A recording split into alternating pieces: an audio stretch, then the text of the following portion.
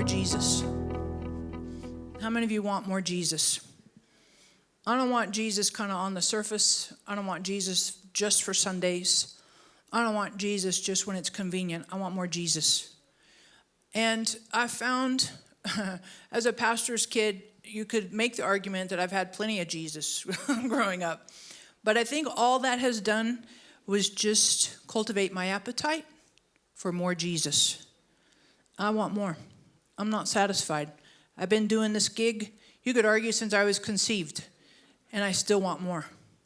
And I challenge each of us in the room, each of us online, we can have more Jesus.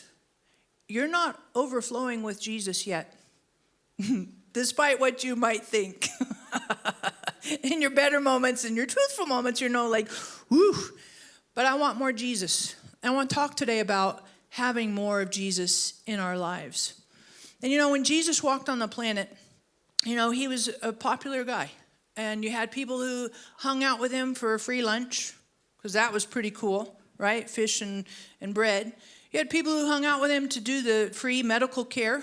That's fantastic, right? Better than Obamacare or whatever else we've got going. I mean, he's like on the spot.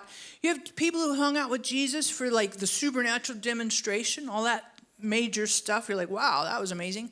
You have people who hung out with Jesus that thought he had really wise words, a very intelligent, spiritual man. And you had like a crowd that would hang around. And Jesus always is going to have a crowd. And then you had people who were a little bit closer to him that hung out with him 24/7, the disciples. And I think for many of us in the room online, we're like, yeah, not necessarily the crowd, but I'm kind of more in that kind of the core group, if you will. But I want to say that there can still be a closer connection. We can still have more. And I was reading a couple weeks ago, and it really stood out to me. I'm reading through Luke, just kind of going slow, and I'm enjoying it. If you go to the adult Bible study out there right now, they're talking through, or no, I think they're upstairs now. They're talking through Luke also. And I like thinking about Jesus and what his life looked like. But it stood out to me that there was a group that hung out with Jesus that had special backstage pass, right? They got to hang out with him. Jesus had like this really tight-knit 3 guys that had probably the most of Jesus, minus Mary. Mary gets the full experience of Jesus. But these 3 guys, Peter, James, and John. Now, how many of you, when you've ever read through the Gospels, how many of you ever noticed Peter, James, and John? They come up from time to time. Have you ever noticed that?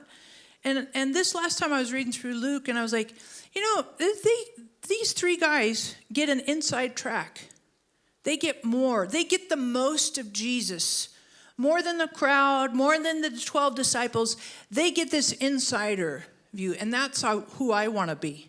Anybody on that page with me? I want the inside track.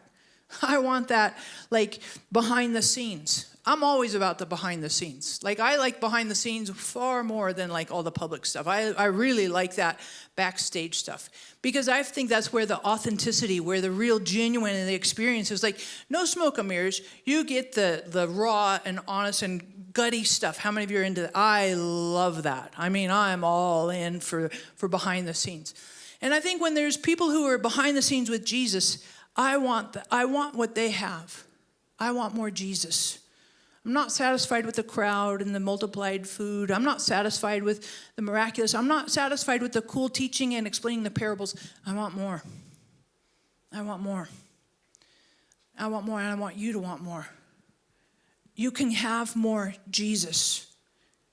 And you can have more Jesus in your life for some amazing, amazing things.